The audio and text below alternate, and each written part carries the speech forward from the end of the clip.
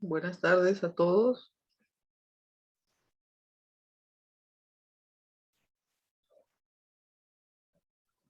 Muy buenas tardes.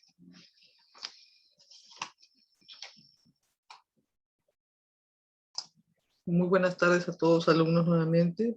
Vamos a dar unos minutos que se van uniendo sus compañeros para dar inicio a la clase.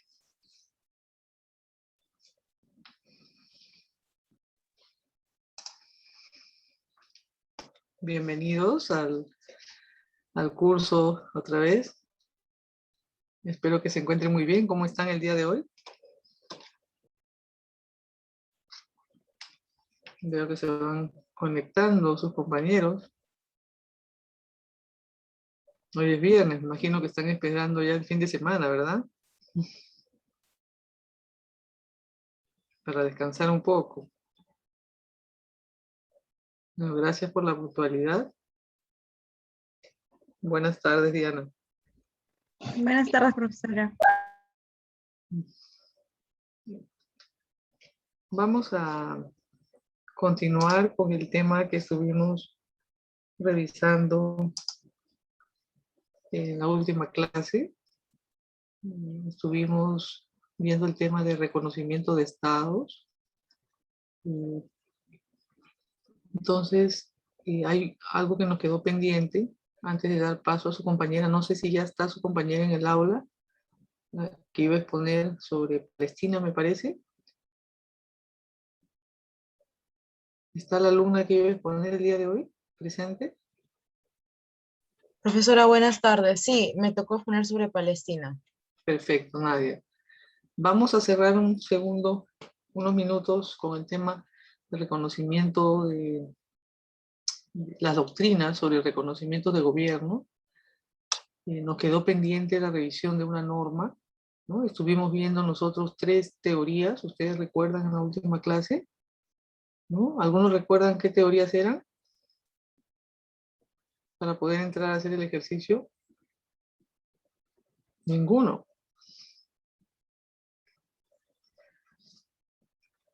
Tengo un voluntario, Ricardo.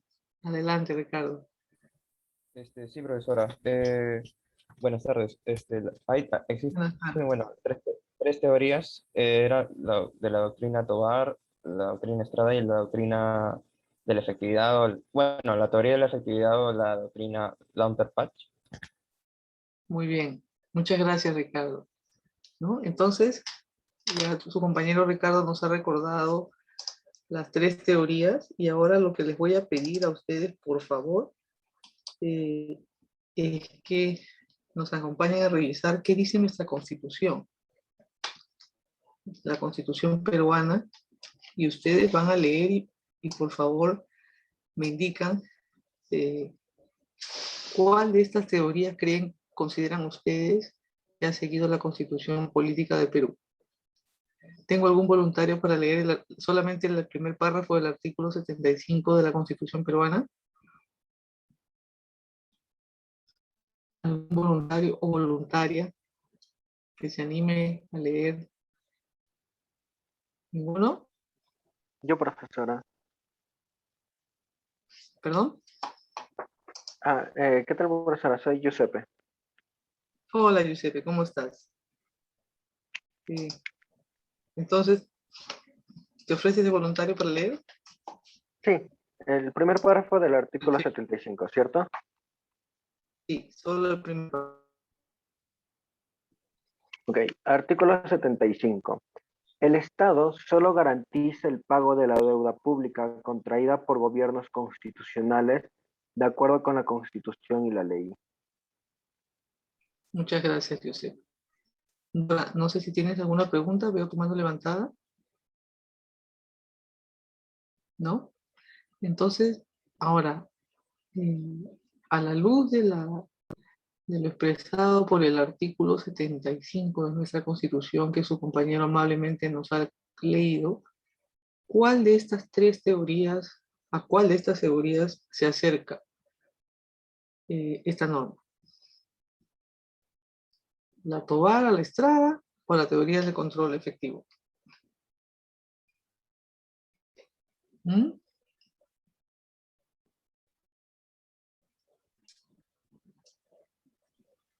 Adelante, Dora.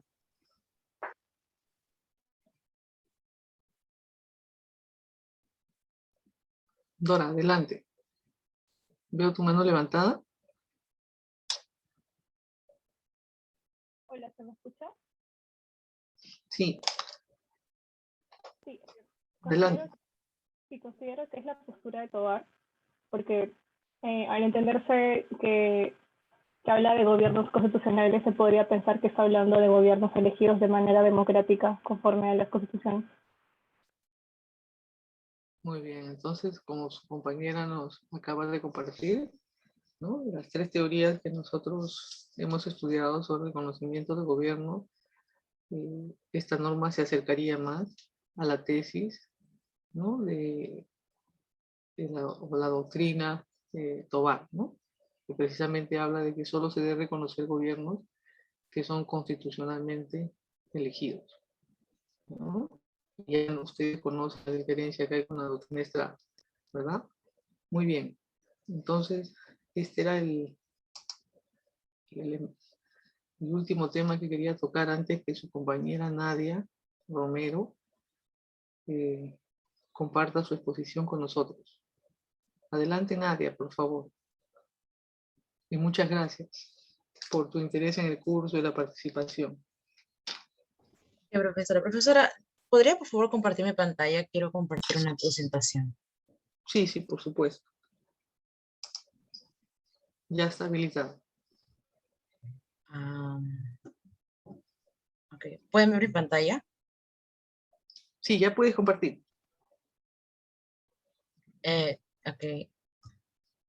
Ok, pueden ver mi pantalla ahorita, ¿cierto? Sí, puedo ver. Ok, gracias. Bueno, para empezar este conflicto de cómo se inició el conflicto árabe-israelí, es necesario tener en cuenta el contexto.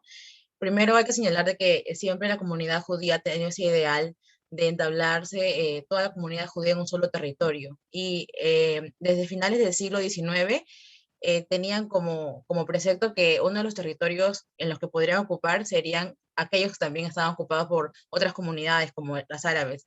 Pero eso también tuvo una mayor incidencia luego de la Primera y Segunda Guerra Mundial debido al Holocausto. Entonces hubo una gran inmigración en esos territorios y hubo por lo tanto una gran fricción y presión entre esas comunidades árabe e israelí. Es así que el 29 de noviembre de 1947, la Asamblea General de las Naciones Unidas decide más bien realizar una partición de Palestina en dos estados independientes, uno árabe y otro el judío, el árabe conformado por 11.800 kilómetros cuadrados y el judío por 14.500 kilómetros cuadrados. Sin embargo, el territorio de Jerusalén lo pretendían ensamblar bajo la autoridad de las Naciones Unidas debido a que era un territorio en la cual usualmente ambas comunidades estaban totalmente en disputa debido a cuestiones culturales y religiosas.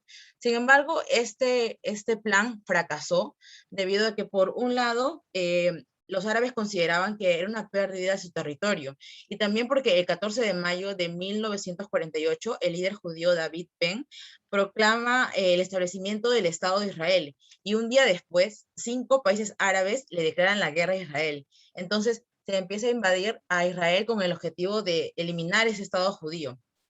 Años posteriores, en 1948, se establece la guerra árabe-israelí, en la cual sería uno de los tantos conflictos que empezarían a tener esas dos comunidades.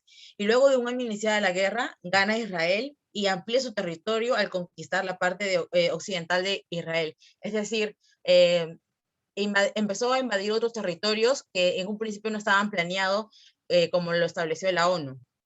Es así de que Israel pasa a tener 20.850 kilómetros cuadrados y la comunidad árabe pasa a reducirse a 5.400 kilómetros cuadrados.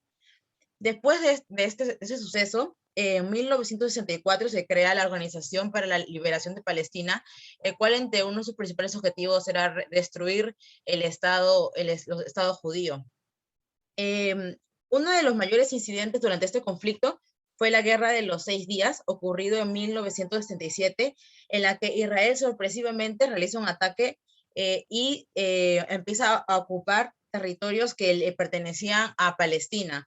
como por ejemplo Franja de Gaza y Cisjordania, también Jerusalén, la península de Sinaí y los Altos de Golán. Prácticamente estaba ocupado en su totalidad. Y además había una mayor tensión entre los países, las comunidades árabes que habían sido invadidas por Israel e Israel. Sin embargo, en 1938, muchos países árabes, mediante los acuerdos de Camp David, entablan acuerdos de paz con Israel, con lo cual simplemente la tensión que había entre las comunidades árabes y el país de Israel se reduce y solamente queda a un conflicto netamente entre Palestina y la comunidad de Israel. El 15 de noviembre de 1988 se declara la independencia del Estado de Palestina, aprobada unánimemente por el Consejo Nacional de Palestina, reunido en Argel. Pero sin embargo, uno de los mayores conflictos incidentes a partir recién del siglo XXI se da con, a fines del siglo XX y inicio del siglo XXI se da con la primera y segunda intifada. La primera intifada, realizada en 1987 hasta 1993, que se culminó con los acuerdos de paz de Oslo, en la cual la OLP renunciaba se podría decir, a sus actos de violencia contra Israel. Sin embargo, este conflicto esos acuerdos no fueron suficientes y se realizó la segunda intifada, que fue en el año 2000, que tuvo como primer incidente, la visita del ministro israelí a la zona de las mezquitas en Jerusalén, y lo cual influenció mucho a la comunidad palestina.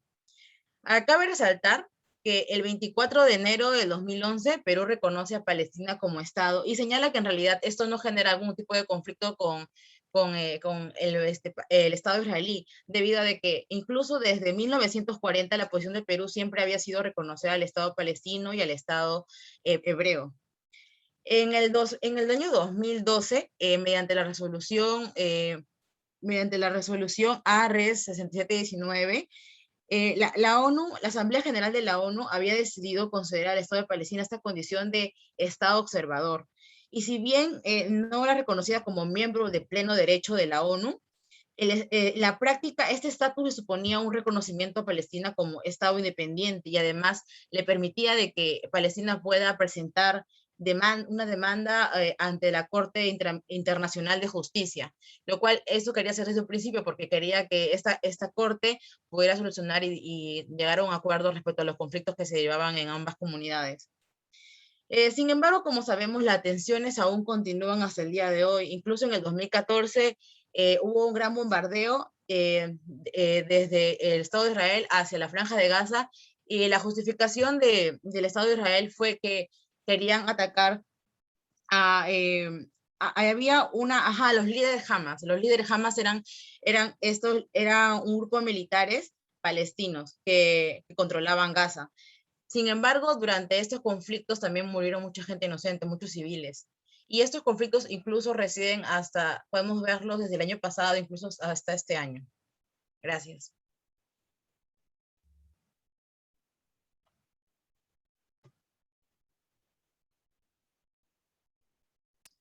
Muchísimas gracias, Nadia, por la excelente presentación que acabas de realizar.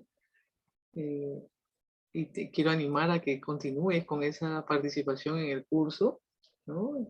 Se nota claramente que has investigado y el diseño de tu presentación también, el interés que has puesto para realizar esta presentación para todos nosotros, ¿no? Entonces, te felicito nuevamente y animo también a todos ustedes a que puedan participar a través de este medio, ¿no? Tienen varios medios para participar en el curso, las presentaciones orales voluntarias, como la que acaba de realizar su compañera Nadia de unos minutos, ¿verdad? Que nos ponen en contexto de lo que es el reconocimiento de Estado. Y su compañera nos compartió que Perú, por ejemplo, ¿no? Es uno de los países que ha reconocido a Palestina como Estado, y ya hemos conversado nosotros que el Estado existe cuando tiene sus características y este reconocimiento de Estado no es constitutivo. O sea, no quiere decir que porque Perú lo reconoció nace el Estado de Palestina. ¿no? Hemos conversado sobre ese tema del efecto declarativo de estos reconocimientos, y este es un buen ejemplo. Su compañera muy bien ha resumido en estos minutos la historia, ¿no? Que hay detrás de este conflicto de Israel con Palestina por el territorio que ha continuado por décadas, ¿no? Y sin embargo, ambos han logrado este reconocimiento de Estado por parte de varios estados que forman parte de la comunidad internacional, entre ellos el Perú, ¿no? Entonces, el lunes, sus compañeros, eh, hay dos compañeros de ustedes que van a presentar, entre ellos me parece que es Ricardo y Ernesto, ¿verdad? Ernesto Caicho y Ricardo Solís, eh, que van a presentar el día lunes eh, sobre el tema de Kosovo y de Israel, ¿no? Entonces eso nos va a servir también para reforzar estos conocimientos con respecto al reconocimiento de Estado y por qué es importante para los estados que son reconocidos este tipo de reconocimiento, ¿no? Aun cuando tiene efecto declarativo, cuando están en estas disputas territoriales, eh, estas diferencias que tienen con otros estados y están luchando por formar, por nacer como estado, para estos estados resulta, ¿no? Favorable tener este reconocimiento de parte de la comunidad internacional, aunque, repito, no significa que necesiten ese reconocimiento para existir como Estado. ¿Ok? Muy bien. Nuevamente, gracias, Nadia. Y esperaremos con mucho entusiasmo también las presentaciones de sus compañeros Ricardo y Ernesto. ¿Ok? Entonces, vamos a iniciar ahora el estudio de lo que son las organizaciones internacionales, ¿no? Ya hemos visto nosotros el Estado como sujeto de derecho internacional, y lo del Estado lo vamos a seguir, ¿no? Las características y el funcionamiento del Estado los vamos a venir estudiando nosotros hasta el final del curso, ¿no? De sus atribuciones en diferentes aspectos, incluyendo la responsabilidad internacional del Estado. Entonces, son temas que van entrelazados, ¿no? No son temas excluyentes entre sí. Entonces, lo que vamos a hacer ahora es ir a nuestra presentación. Ustedes ya la tienen en la plataforma del curso sobre organizaciones internacionales, ¿no? Entonces, eh, lo primero que hay que destacar es que nosotros estamos en un entorno, en un contexto internacional en el cual encontramos estados, pero no solo estados, sino también estas organizaciones internacionales y organismos no gubernamentales, ¿no? Que actúan en el plano internacional. Ustedes seguramente han podido observar, y algunos me parece haber me han comentado el tema de las ONGs. Hay ONGs que tienen eh, mucho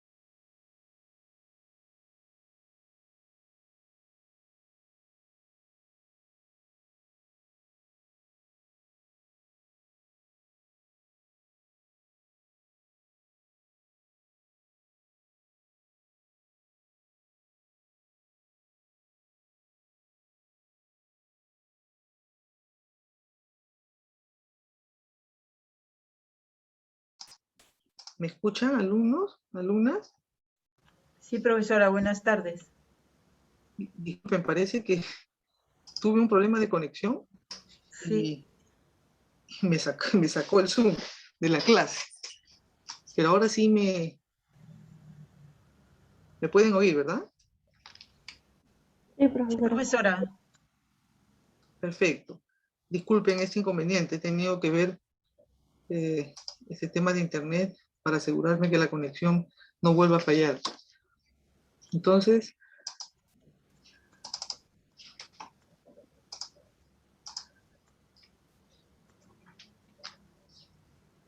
eh,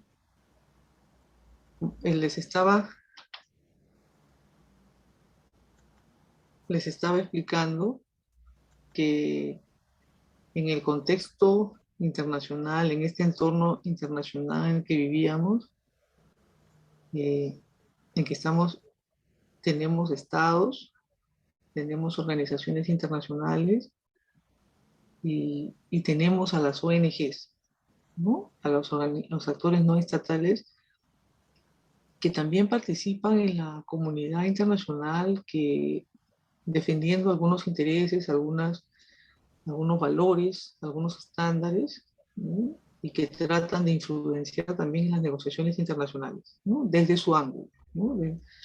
Eh, entonces, los estados, si bien no son los únicos que crean organizaciones internacionales, no son los únicos que son miembros de organizaciones internacionales, sí es cierto que los estados, con los intereses que tienen, eh, se acercan a estas organizaciones internacionales o buscan acuerdos con otros estados con el objetivo de crear estas organizaciones internacionales porque tienen necesidades específicas, ¿no? Tienen problemas que son comunes, tienen objetivos que son específicos y buscan la cooperación. O sea, si los estados se acercan a otros estados para llegar a acuerdos es porque reconocen que hay situaciones eh, o intereses que tienen que proteger y que va más allá de sus propias fronteras, ¿no? Y que por eso necesitan la concertación y la coordinación con otros sujetos de derecho internacional, ¿no? Entonces, ¿por qué decimos que los estados no son los únicos miembros de organizaciones internacionales? Porque hay otras organizaciones internacionales que a su vez son miembros de organizaciones internacionales. Un ejemplo es la Unión Europea, ¿no? La Unión Europea como tal, como organización, es miembro de la Organización Mundial del Comercio, ¿no? Y por lo tanto, como miembro, tiene todos los derechos y todas las obligaciones que conlleva la participación en esta organización internacional, ¿no? Entonces, esta es una cuestión ya de las propias normas de organización de la Unión Europea, en la cual los estados han hecho una transferencia de competencias a favor de la Unión Europea, de las instituciones de la Unión Europea, por ejemplo, en el tema de política comercial, y es por eso que la Unión Europea representa a todos sus estados miembros en la Organización Mundial del Comercio, ¿no? Pero es porque internamente en la Unión Europea se ha dado esta transferencia de competencias, ¿ok? Entonces, hasta el momento es la única organización internacional que es miembro de la OMC, de la Organización Mundial del Comercio, ¿no? Entonces, este es un ejemplo de cómo operan estas organizaciones internacionales. A su vez, estas organizaciones internacionales también negocian sus propios acuerdos, ¿no? Sus tratados, ¿no? Por ejemplo, la negociación entre la Unión Europea y el Mercosur, ¿no? Dos bloques, dos grupos de integración, ¿no? Que tienen sus propios tratados constitutivos, negocian la creación de una asociación de libre comercio, ¿no? En su momento también se dio la negociación de la Unión Europea con la Comunidad Andina, lo que posteriormente no se llevó a cabo el acuerdo Comunidad Andina-Unión Europea, sino el acuerdo ya Unión Europea, Perú, Colombia, que posteriormente se unió a Ecuador, ¿no? Pero estos son ejemplos de cómo operan los estados, ¿no? Donde se acercan a otros estados o se acercan, o como miembros de las organizaciones internacionales, estas organizaciones internacionales negocian acuerdos. ¿Hasta aquí vamos bien?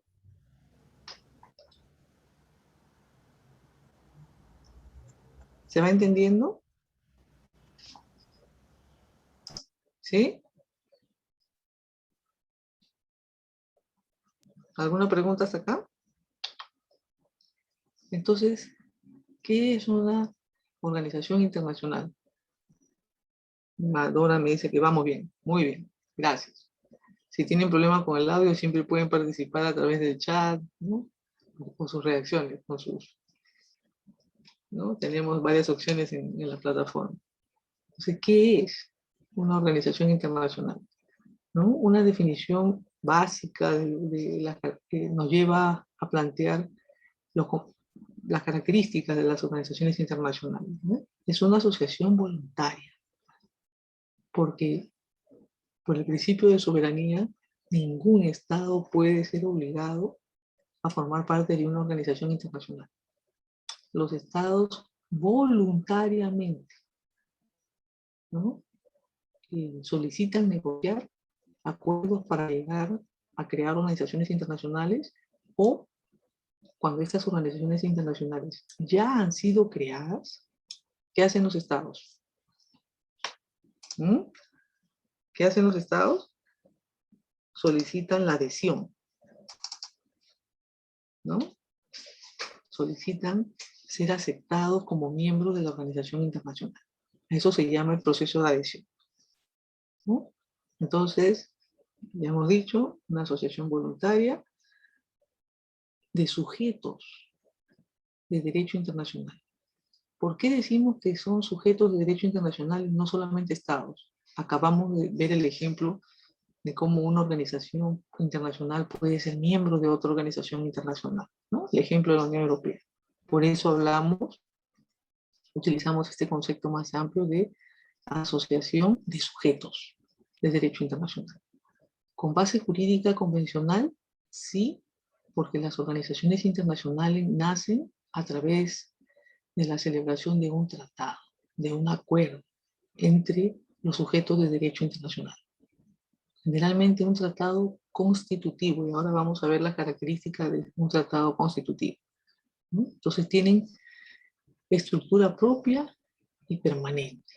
Una estructura que es independiente de la de sus miembros, ¿no? Que son estados, u otra organización internacional. ¿Hasta aquí vamos bien? ¿Se entendió este concepto? ¿Sí? Sí, profesora. Muy bien. Entonces, ¿qué nos dice el artículo 5 de la Convención de Viena sobre las organizaciones internacionales? Este tratado constitutivo de las organizaciones internacionales. Invitaría a uno de ustedes, a un voluntario o voluntaria que nos ayude con el artículo 5. Adelante, Felicita. Ok, profesora. La presente convención se aplicará a todo tratado que sea un instrumento constitutivo de una organización internacional y a todo tratado adoptado en el ámbito de una organización internacional, sin perjuicio de cualquier norma pertinente de la organización. Muchas gracias. Entonces, hay un tratado que regula este tema de los tratados entre organizaciones, entre estados y organizaciones internacionales, y entre organizaciones internacionales. Todavía no ha entrado en vigencia, sin embargo, ya vemos cómo se hace referencia a lo que es un tratado, se aplica a todo tratado que sea un instrumento constitutivo, ¿no? Estos son los tratados que crean las organizaciones internacionales, ¿no? Y a todo tratado adoptado en el ámbito de una organización internacional. ¿Por qué? Porque no solamente hay un tratado constitutivo que crea las organizaciones internacionales, sino que el trabajo de las organizaciones internacionales es dinámico. Es un proceso tan dinámico que con posterioridad, ¿no? Con el transcurso de los años, pueden adoptar nuevos acuerdos, llamados protocolos, ¿verdad? Estos protocolos no son sino tratados que complementan o en algunos casos modifican el tratado constitutivo o crean o regulan nuevos temas, ¿no? Entonces, nacen con un tratado, sí, pero eso no impide que se negocien otros tratados al interior de esta organización internacional. ¿Ok? Y hay otras normas, y lo vamos a estudiar nosotros, que se crean también al interior de las organizaciones internacionales. Entonces vamos por partes, ¿no? Quisiera que quede en claro estas características, ¿no?, de las organizaciones internacionales. ¿Por qué decimos que es un sujeto derivado de derecho internacional? ¿No? A diferencia de los estados, ¿no?, que es un sujeto primario de derecho internacional, ¿no? ¿Por qué las organizaciones internacionales no nacen, no tienen la soberanía que tienen los estados, si me permiten, ¿no? Porque las organizaciones internacionales nacen como voluntad de los estados o de otros sujetos de derecho internacional. ¿Ok?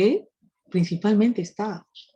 Si ustedes hacen un recuento de las organizaciones internacionales, la mayoría está conformada por estados, ¿no? ¿Y por qué decimos que tienen subjetividad limitada? A diferencia de los estados, que es el sujeto de derecho internacional, como ya le hemos explicado, con el máximo de derechos y obligaciones en el plano internacional.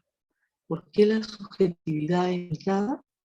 Porque las organizaciones internacionales, al nacer con un tratado constitutivo, sus competencias, sus facultades, se fijan en esos tratados y no pueden hacer más allá de eso, porque si no violarían sus propias normas, ¿no? Entonces es una subjetividad limitada, ¿no? Porque las facultades de las instituciones que forman parte de estas organizaciones internacionales, de los órganos de estas organizaciones internacionales, están detalladas en sus tratados constitutivos. Y esa es la relevancia de los tratados constitutivos. Poco a poco vamos observando las características, ¿no? O sea, no es que exista un poder general y limitado de las organizaciones internacionales para hacer todo lo que las organizaciones quieran, o todo lo que sus órganos quieran, ¿no? Hay un tema que se fija, hay objetivos que se crean, hay un plan de ejecución, y más allá de eso, no pueden hacer. ¿Quedó claro ese concepto de subjetividad limitada? Por favor, ¿me confirman?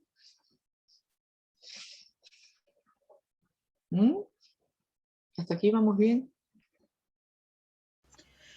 Profesora, no sé si podría ponerlo con un ejemplo en esa parte de la subjetividad limitada.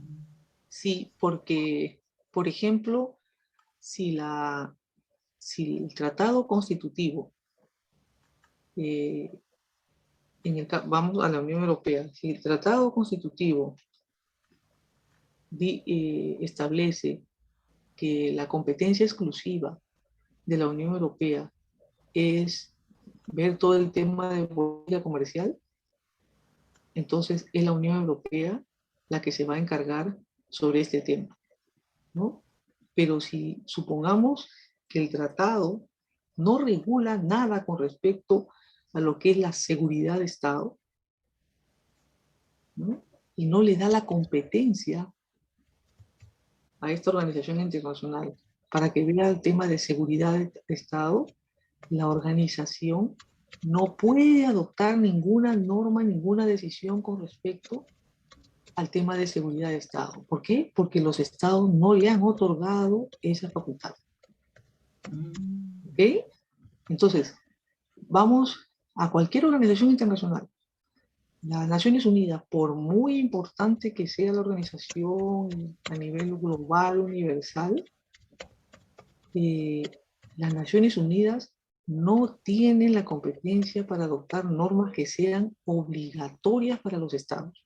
O sea, que no puede ni el Consejo de Seguridad, ni la Asamblea General adoptar una norma que los estados tengan que aplicar de manera inmediata en sus territorios, porque los estados no le han dado esa competencia. ¿Ok? Entonces, supongamos una organización internacional X que ha sido creada para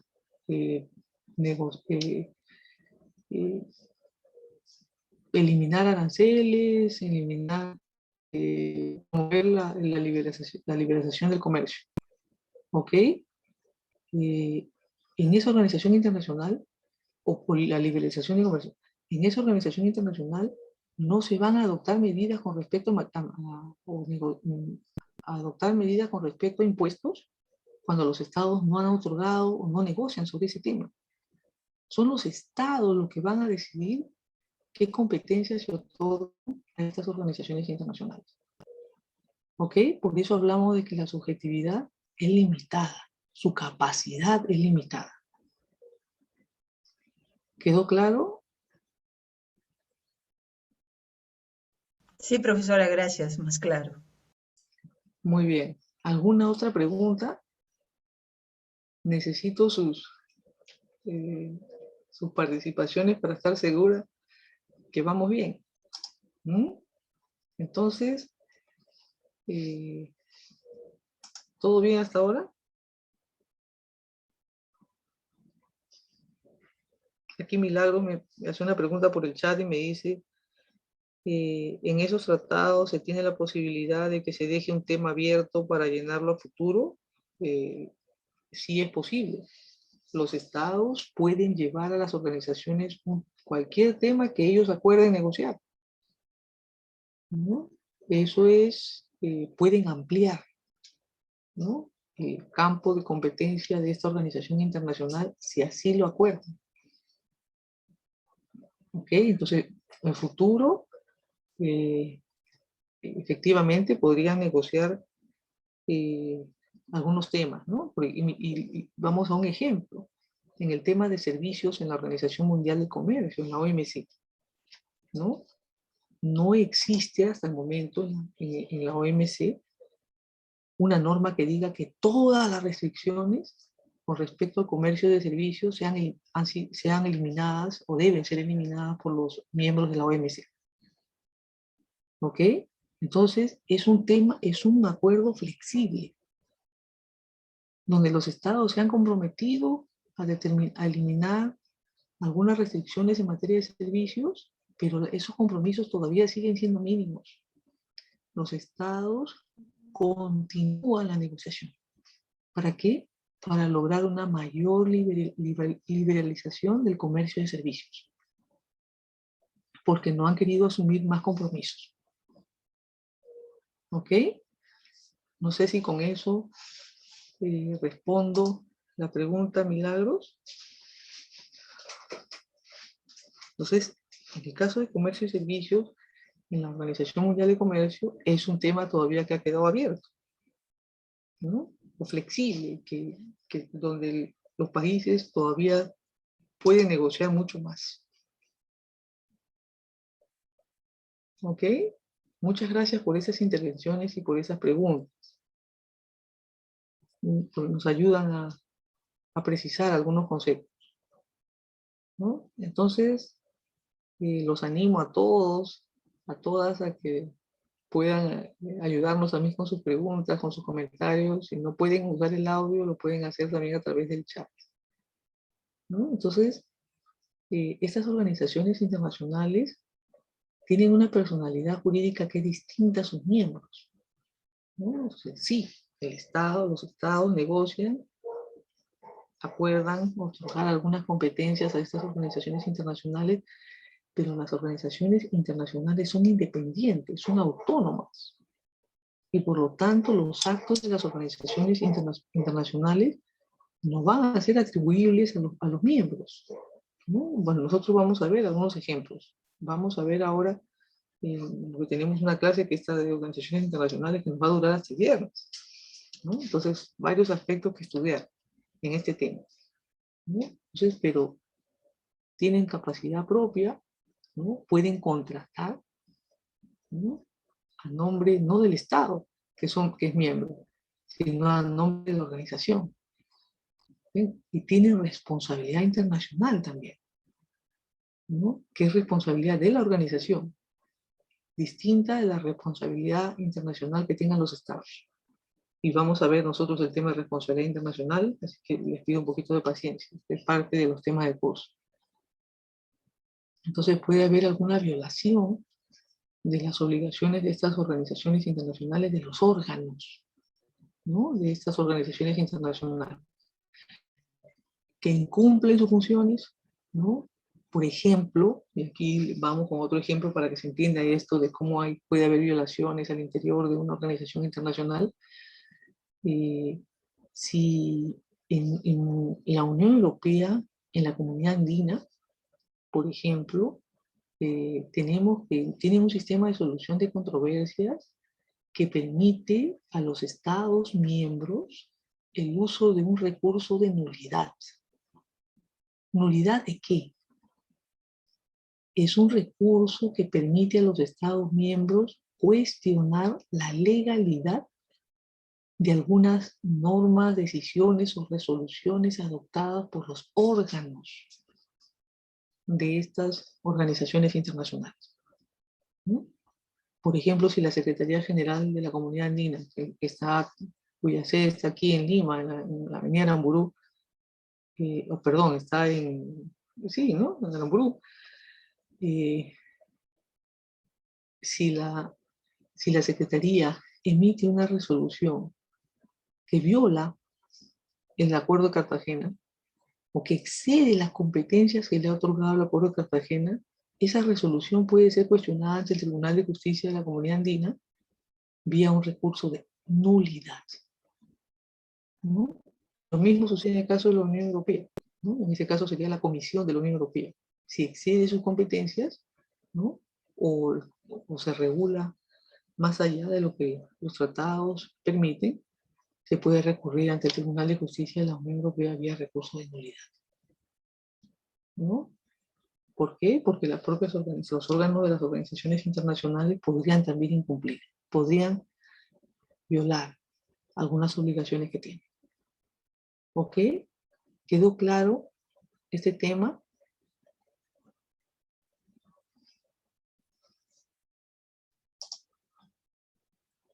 ¿Vamos bien?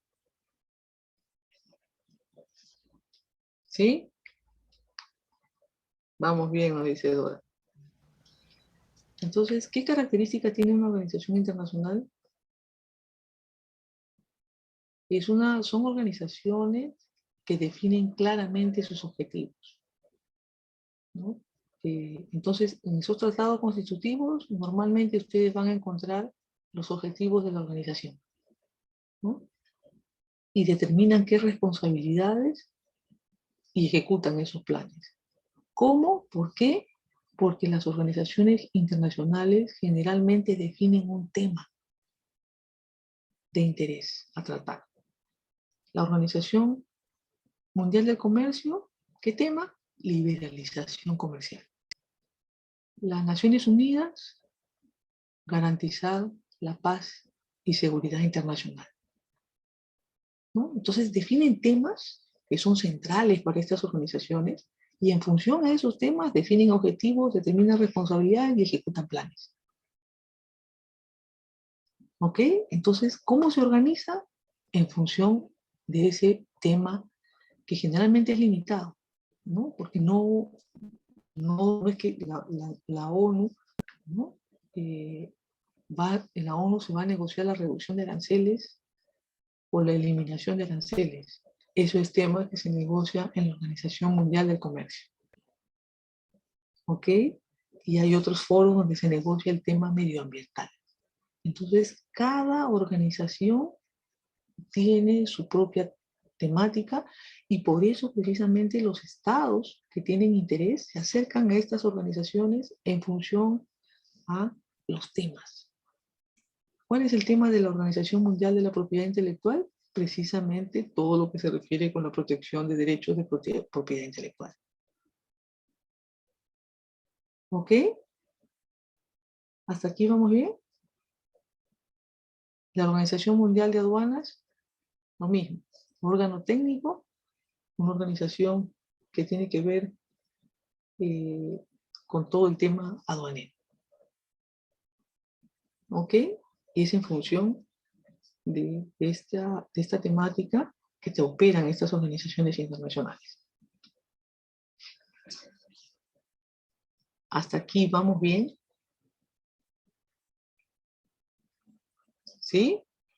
Sí, profesor. Vamos a ver entonces.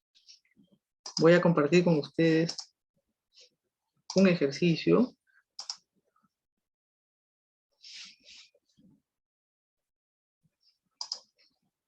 Y me confirman, por favor.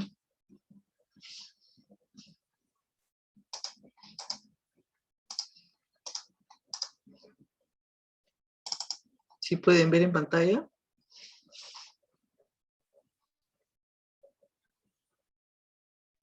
Sí se llega a ver, profesora. Muy bien. Entonces los animo, por favor, que vayan a Menti. Tienen el código. Y vamos a monitorear, practicar un poco lo que hemos venido conversando. ¿Ok?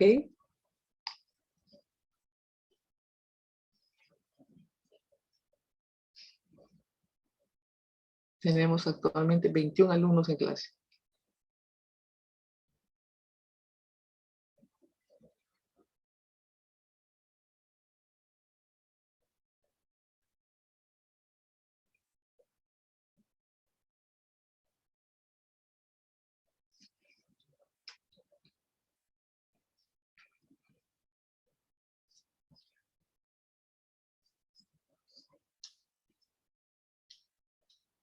¿Vamos bien? ¿Pueden acceder a Menti?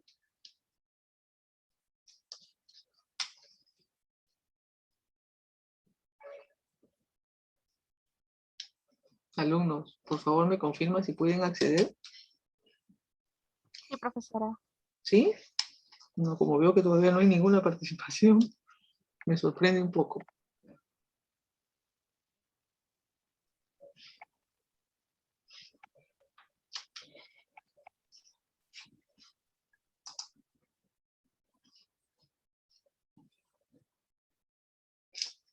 Entonces, ¿cuál sería la respuesta a esta primera pregunta?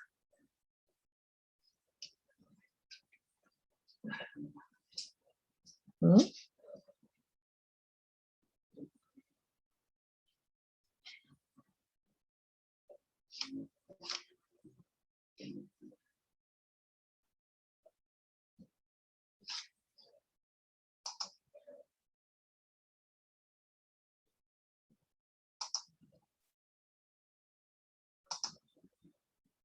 ¿Tienen algún problema para ingresar a la plataforma de Menti?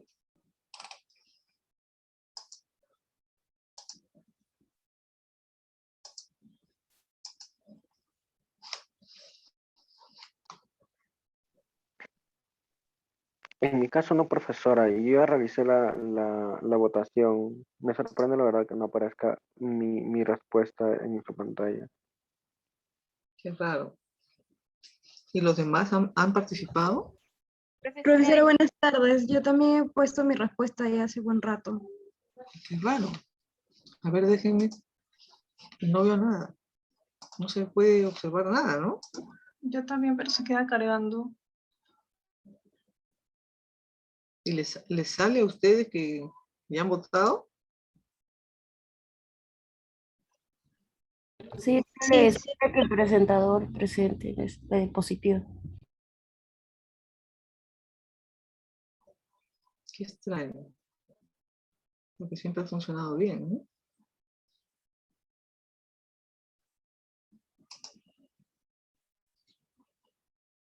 Pero bueno, si tenemos problemas entonces con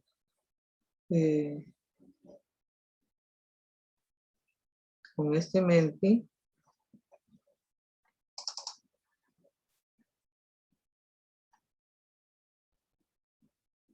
vamos a tener que hacerlo a la manera tradicional de que ustedes puedan votar por el chat,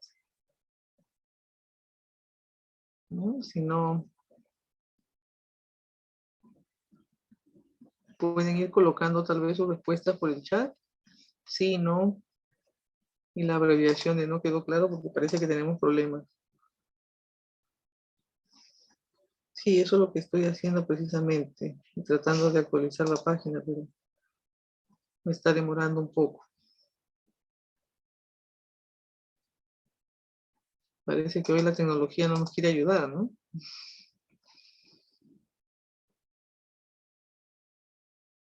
A veces pasa así, profesora. Algunos días es como muy recargado o algo así.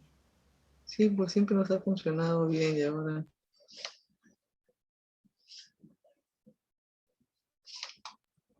Miren, no aparece ninguna. Hasta el momento ninguna. Ah, ya lo veo ya. Ya, ahí, sí, ya puedo visualizar. Ahora comparto con ustedes la pantalla.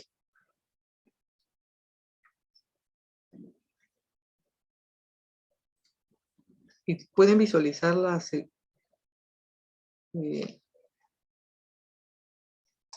segunda pregunta también.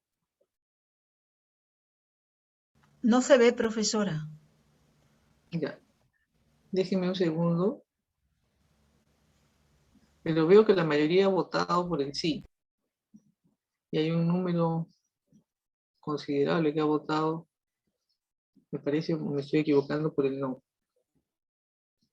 Para no ir perdiendo el tiempo mientras vas cargando este Menti, que hoy día nos jugó una mala pasada, vamos, y ahora les comparto los resultados, entonces, ya, que vaya, vamos a la siguiente presentación. El rol de las organizaciones internacionales, ¿no?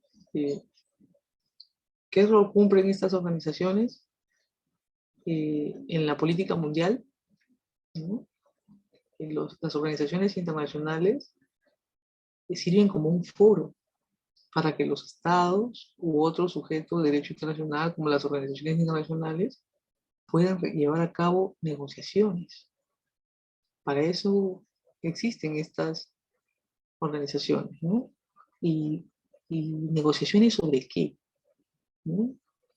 Sobre temas que son muy especializados, ¿no? Entonces ustedes ven organizaciones internacionales como las que acabamos de mencionar, la OMPI con propiedad intelectual, ¿no? La Organización Mundial de Comercio con lo que es liberalización comercial, ¿no? La ONU con el tema de la paz y seguridad internacional y todo lo que implica, ¿no? Algunos principios que son generales del derecho internacional, ¿verdad? Entonces, estas organizaciones internacionales o algunas que buscan más ver el tema de medioambiental o de derechos humanos, ¿no? Entonces, juegan un rol con respecto al desarrollo de conocimiento que es experto, ¿no? Conocimiento que es divulgado por este principio de transparencia, es divulgado y puesto en conocimiento de los miembros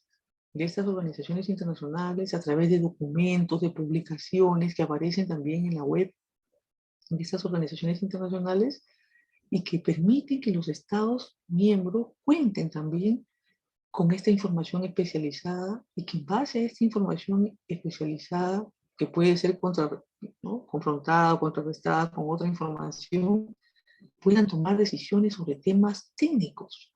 Entonces, eso también es una contribución, un rol que juegan estas organizaciones internacionales. Y no solamente para los estados, sino que también para cualquier tipo de investigación. Ustedes, nosotros, cuando realizamos investigaciones, recurrimos mucho a los documentos que puedan publicar estas organizaciones internacionales sobre temas puntuales, ¿no? Entonces, ese es un rol que también tienen. Y el otro rol que juegan es sobre el sistema de solución de problemas, porque estas organizaciones internacionales, varias de ellas tienen estos mecanismos de solución de controversias que permiten que en caso de disputa entre los estados, a través de un sistema institucionalizado, un sistema estable, previsible, se pueda conocer el proceso a través del cual se va a llegar a dar una solución a estas diferencias y controversias entre los estados sin necesidad de llegar a un conflicto, ¿no? Sin necesidad de romper relaciones diplomáticas. ¿Ok? Entonces, hay un rol que tienen estas organizaciones internacionales. Creo que ahora sí puedo compartir con ustedes los resultados. Permítanme un segundo. Ya.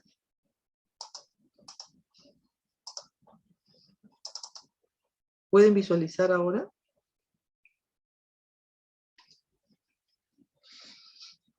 Sí, profesora, se ve. Muchas gracias. Interesante la respuesta y por eso trabajamos también con este sistema, ¿no? Poder ir monitoreando cómo se van comprendiendo los temas. Hay un porcentaje de alumnos que la respuesta es no.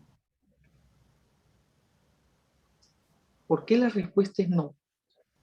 No tienen, por lo que acabamos de estudiar, las organizaciones internacionales tienen una subjetividad ¿de qué tipo? ¿Ilimitada o limitada? Ayúdenme, por favor. ¿Mm? Limitada. Ajá. Muy bien, acá Juana Guadalupe, por ejemplo, una alumna que siempre participa en el chat, gracias Juana, dice limitada a lo que mencionan los tratados. Efectivamente, ¿no? No pueden, las organizaciones internacionales no pueden hacer todo lo que deseen. ¿No? Y acá también su compañera Dora también nos dice limitada, ¿no? Gracias a ambas por la respuesta. Por eso les pongo la pregunta para tratar de precisar, ¿no? Cuando hablamos de un poder general, hablamos de una capacidad para tomar decisiones sobre todo. Y no tienen un poder general, porque los estados no es que le den una carta abierta. Ni siquiera la Unión Europea tiene un poder general. Y eso estamos hablando de la Unión Europea como la organización internacional muy avanzada, donde los estados han hecho una transferencia de competencias impresionante, a tal punto que es la Unión Europea la que regula y la que ve el tema de política comercial, no los estados. ¿No? En la OMC negocia la Unión Europea en representación de los estados. ¿Ok? Entonces, ni siquiera la Unión Europea tiene un poder general para adoptar todas las medidas necesarias para alcanzar los objetivos del tratado. ¿Ok? Entonces, hay una subjetividad limitada y como algunos, con su compañera, por ejemplo, Juana nos ha mencionado, a lo que mencionan, a lo que efectivamente los tratados señalan, ¿verdad? Entonces, hay que tener estos elementos en cuenta, estos criterios, a la hora de analizar el tema de organizaciones internacionales. Que me he marcado no me quedó claro, precisamente con en este ejercicio queremos que quede muy claro este tema. ¿No? No tienen un poder general para adoptar cualquier medida. ¿Ok? Tienen que recurrir a revisar qué cosa. ¿Qué es lo que tendrían que revisar estas organizaciones internacionales? A ver quién me ayuda.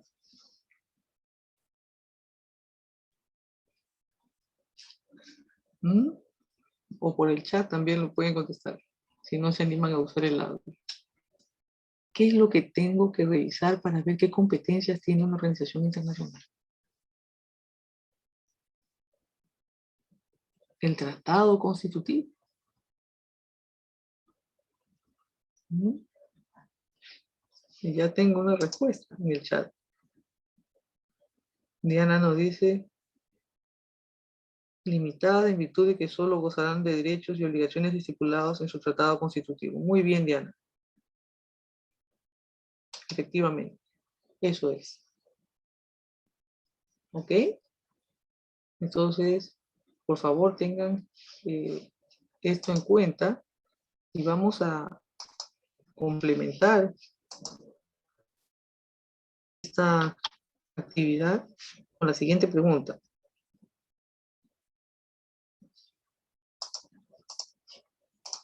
Que también Si no se han salido del Menti, la pueden responder. No sé si la tienen ya en pantalla. ¿La pueden visualizar? Ya están votando. Muy bien. Ahora sí. ¿Ok?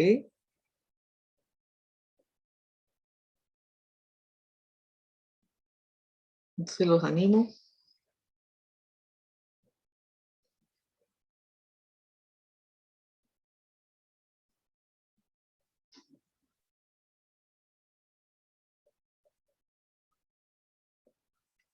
Va avanzando la votación.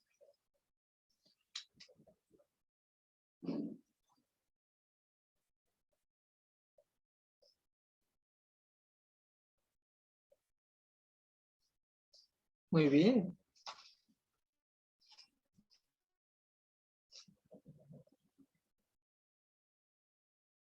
Vamos a esperar que por lo menos la mitad responda. Tenemos 20 alumnos en el aula.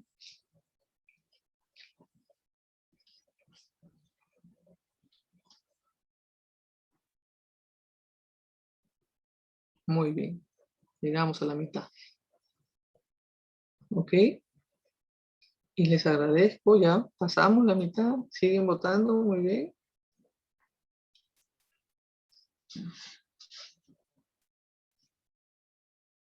Entonces, con esta segunda participación, me da la impresión que les ha quedado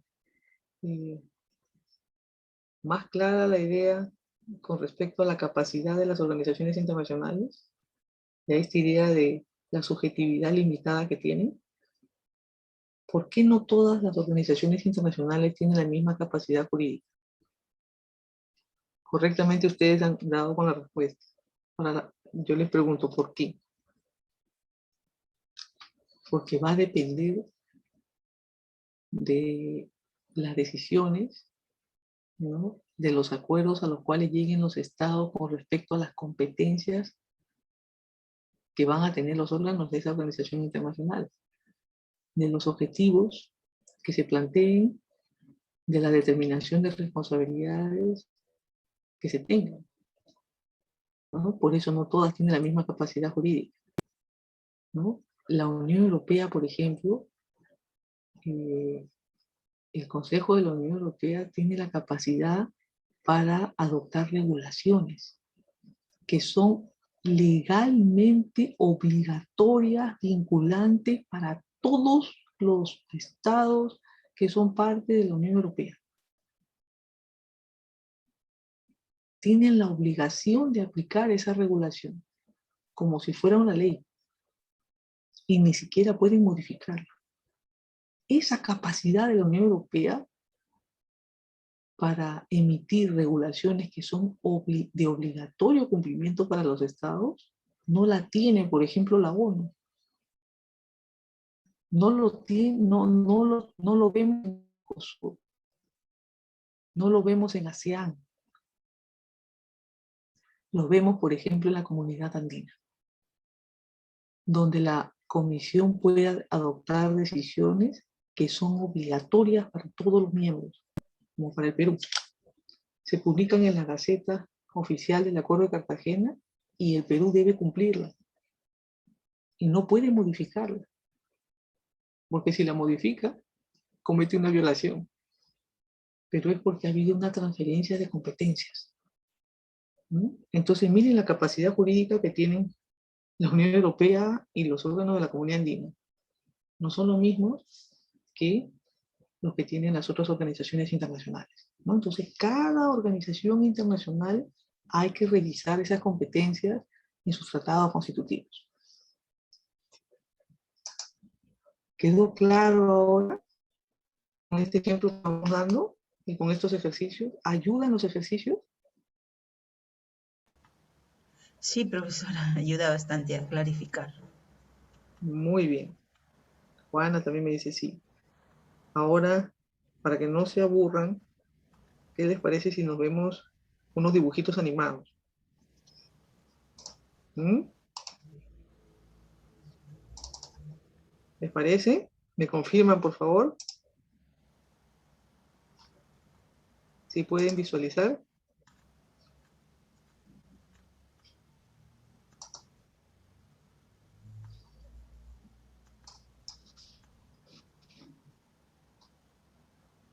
Por Sí, favor, ¿me profesora, se confirman? ve. Sí, Sí, perfecto, perfecto.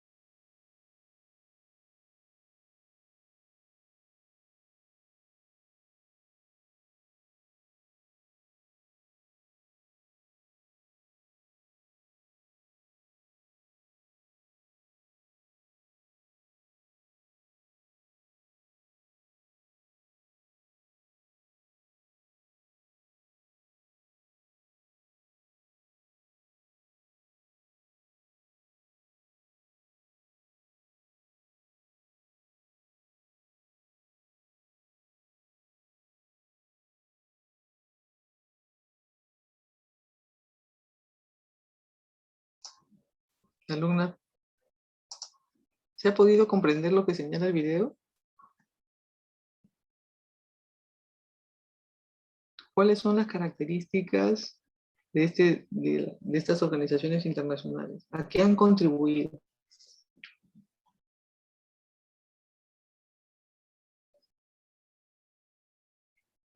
Se habla de 3.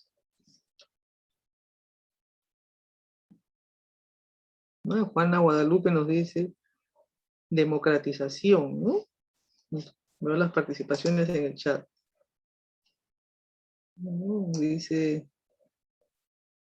Juana Guadalupe nos dice democratización, humanización, Nadia nos dice humanización, socialización también, ¿no? Dora nos habla. Alumna Espinal nos dice democratización y socialización. Bueno, van, ¿no? Flor también ha identificado, Diana. Muy bien. Gracias por esa participación en el chat. Me gustaría también escucharlo. Espero que poquito a poquito se vayan animando a hablar, ¿no? Especialmente los que tienen el acceso al aula. Pero si no, el chat es una vía. Muy bien. ¿Y en qué consiste estábamos por la humanización? ¿En qué consiste? Adelante, Julio.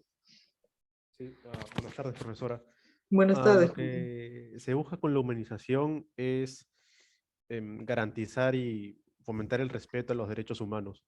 Muy bien, ¿no? Muchas gracias. Dora. Sí, con la socialización es posible contar con la presencia de otros actores internacionales y no solo los estados. Y con la democratización significa que las organizaciones internacionales han permitido que todos los estados sean parte de los procesos de elaboración y aplicación de las normas internacionales. Muy bien. ¿Le ayudan los videos o no? ¿Les sirve? ¿Sí? Sí, dice Diana. ¿No? Entonces, y Ricardo también nos dice que sí.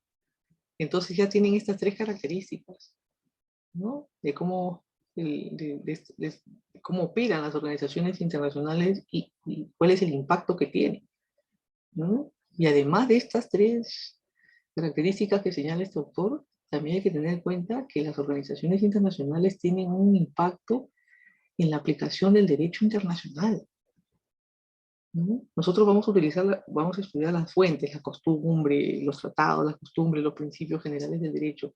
¿Quiénes son las que los ponen en práctica? ¿No? ¿Quiénes son las que van expresando esta interpretación y aplicación de estas fuentes del derecho internacional?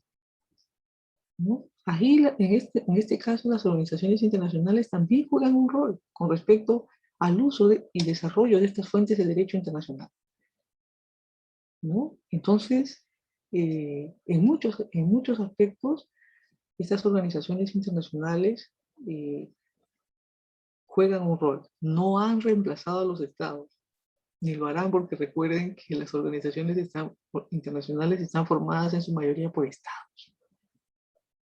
¿Ok? ¿Vamos bien hasta ahora? ¿Sí?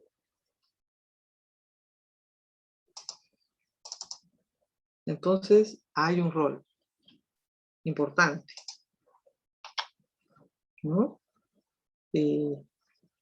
¿Cómo elijo a una organización internacional? O mejor dicho, ¿cómo eligen los estados a las organizaciones internacionales, dado que es un foro para negociar? Eso va a depender de los intereses de los estados, ¿no? De lo que están dispuestos, de sus necesidades, ¿no? De las respuestas que quieran dar a estos problemas colectivos, porque en realidad son problemas colectivos que necesitan soluciones colectivas, y por eso los estados participan de estas organizaciones internacionales, ¿no? ¿Qué influencia tienen estas organizaciones internacionales? ¿No? Cada organización internacional, alumnos, alumnas, expresan sus propios valores, sus normas, sus principios, ¿no?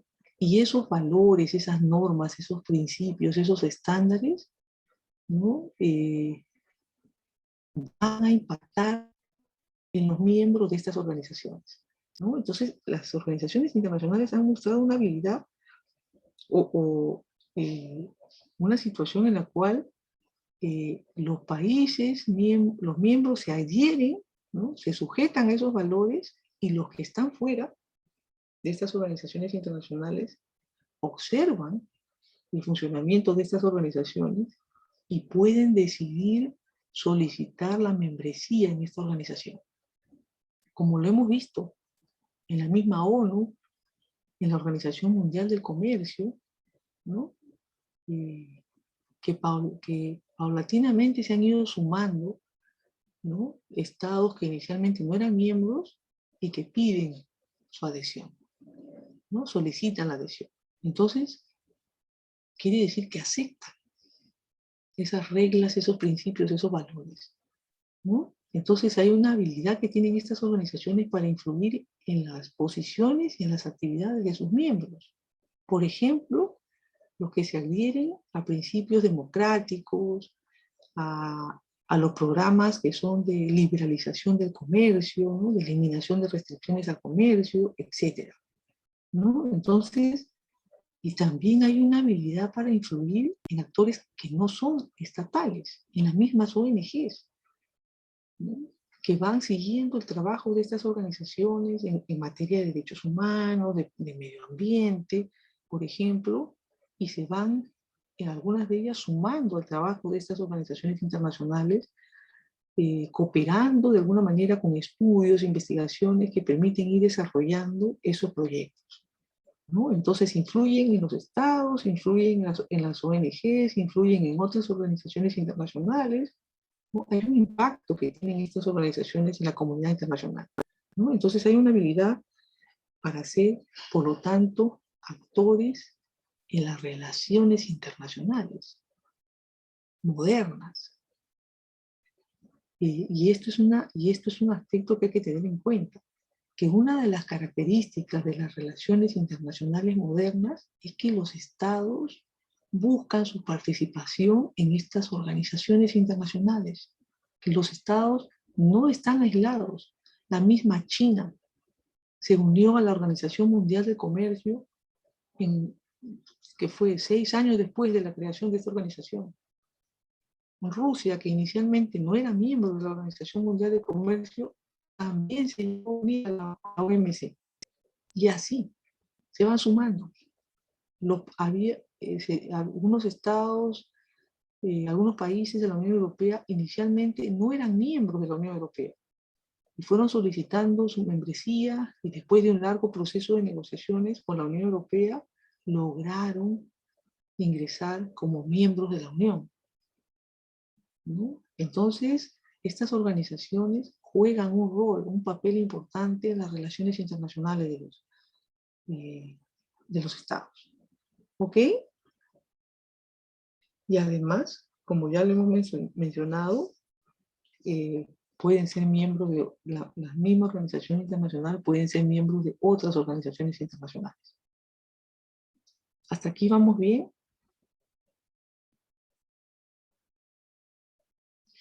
¿Se va comprendiendo? Sí, profesora. Sí. ¿No? Entonces, es decisión de los estados, ¿no? Pero estas organizaciones, repito, con sus valores y principios van a impactar, ¿no? Hemos hablado nosotros hasta el momento de que hay negociaciones, que son foros de negociaciones, estas organizaciones internacionales. ¿Cómo se negocia? ¿No? ¿Bajo qué principio van los estados a negociar estas organizaciones internacionales? Y hay un principio que es básico, ¿no?, en estas relaciones internacionales, y es la reciprocidad. ¿Qué es esto del toma y da? Que cuando los estados negocian para ser parte de algunos tratados constitutivos y formar parte de esas organizaciones internacionales, los estados tienen que ser conscientes de que van a adquirir derechos, sí, pero también van a tener que asumir obligaciones. Por eso hablamos de un toma y da, ese principio de reciprocidad, ¿no?, donde se le otorgan a los estados algunos beneficios y concesiones y privilegios y ventajas por ser parte de estas organizaciones, pero donde a cambio de esos beneficios, privilegios y ventajas, los estados también tienen que asumir compromisos, otorgar beneficios, privilegios y ventajas ¿a quiénes? A los demás miembros. ¿Quedó claro? Para todos, esta idea de reciprocidad. ¿Me confirman, por favor?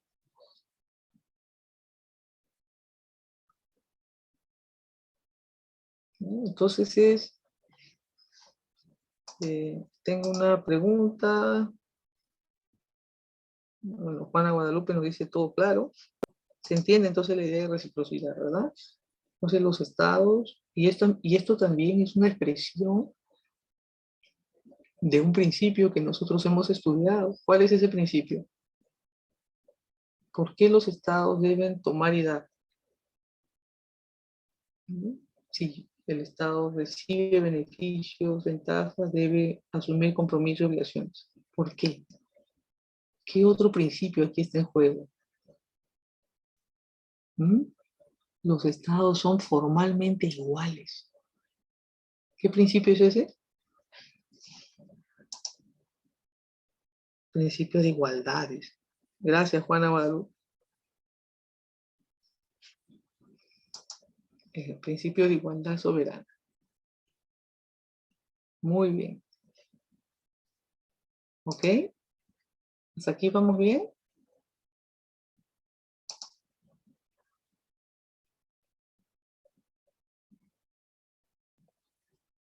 Y antes de ver qué elementos tiene una organización internacional, quisiera saber si tienen alguna pregunta hasta el momento. Algo que no quedó claro y que los pueda ayudar. ¿No? Muy bien.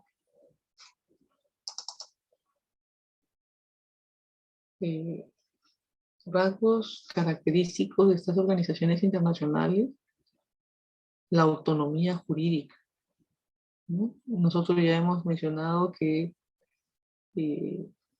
las organizaciones internacionales son independientes de los miembros, ¿no? Hemos mencionado también que la responsabilidad internacional es de la organización internacional y por otro lado es la responsabilidad internacional de los estados, ¿no? Entonces, la organización internacional es un sujeto de derecho internacional y tiene personalidad jurídica propia que es distinta a la de sus miembros. Los estados son sujetos de derecho internacional, ya lo sabemos.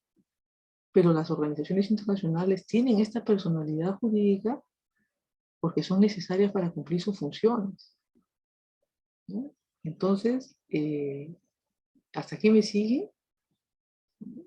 Y la composición de estas organizaciones internacionales están compuestas por estados y por otros sujetos de derecho internacional.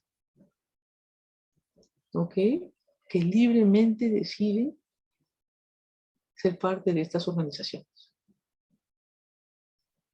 ¿Hasta aquí vamos bien, alumnos? ¿Alumnas? ¿Sí?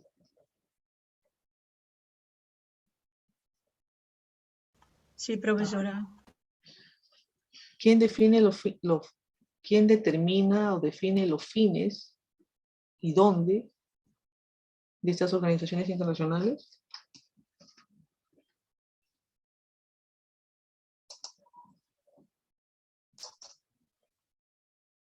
Y con esto quiero cerrar, ¿no? Las características de las organizaciones internacionales se definen en los tratados, ¿verdad? En el tratado constitutivo, ya lo hemos visto. Y tenemos lo que se conoce como el principio de atribución. ¿Y qué es esto del principio de atribución?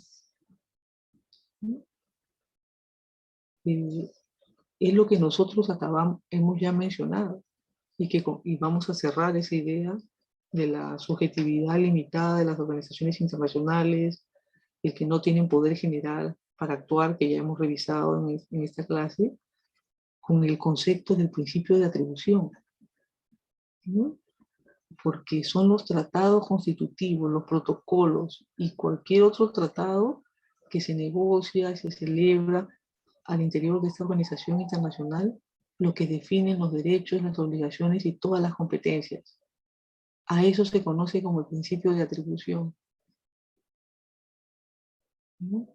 Donde las organizaciones internacionales no pueden hacer lo que no les ha sido, no pueden hacer si no se les ha otorgado la facultad para hacer eso, ¿no? Hablaremos en la próxima clase de lo que son las competencias implícitas. Pero el principio de atribución implica que las competencias de una organización internacional son aquellas que han sido determinadas en estos tratados fundacionales. ¿Ok? ¿Quedó clara esa idea de atribución? ¿No? Se le atribuye una competencia. Por eso son sujetos derivados de derecho internacional. A diferencia de los estados, ¿Quién le atribuye competencias al Estado si los estados son soberanos? ¿No? Entonces, en principio, tienen los estados la capacidad para regular sobre todo, salvo que ya hayan establecido algunas limitaciones en algunos tratados, ¿no? Como el caso de la Unión Europea y los países de la Unión Europea. ¿Ok? ¿Quedó clara la idea del principio de atribución con el cual quiero cerrar esta idea que hemos venido trabajando? Dijo, en esta clase, ¿sí? Para todos, este principio de atribución se aplica para diferentes organizaciones internacionales, ¿no? Ustedes revisan cualquier texto básico de derecho de la Unión Europea y lo primero y cuando ven el tema de competencias, van a observar que inmediatamente se les va a decir, oh, esta organización opera bajo el principio de atribución. ¿Ok? La Unión Europea no tiene un poder general para actuar. Debe operar de acuerdo a las competencias que le han sido asignadas. ¿No? ¿Quedó claro? ¿Sí? Entonces les doy las gracias a todos ustedes por asistir a la clase, por quedarse hasta el final. Tengo 20 alumnos aquí en la clase. Les agradezco su participación, su atención. Les deseo que tengan un bonito fin de semana y Dios mediante nos encontramos el día lunes. Y espero a Ernesto y a Ricardo con las presentaciones entonces. ¿Ok? Muchas gracias. Espero que hayan aprendido algo el día de hoy. Gracias, profesora. Hasta luego. Muchas gracias, hasta luego. Muchas gracias a ustedes.